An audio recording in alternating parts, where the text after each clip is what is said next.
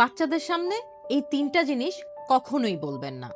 Number 1, অন্যদের নামে বদনাম করা, যেমন তোর দাদি ফুপু খুব খারাপ, অথবা ওই বাড়ির মেয়েটা একদম নষ্ট হয়ে গেছে। এসব শুনে বাচ্চা শিখে যে মানুষকে রেসপেক্ট না, জাজ করতে হয়।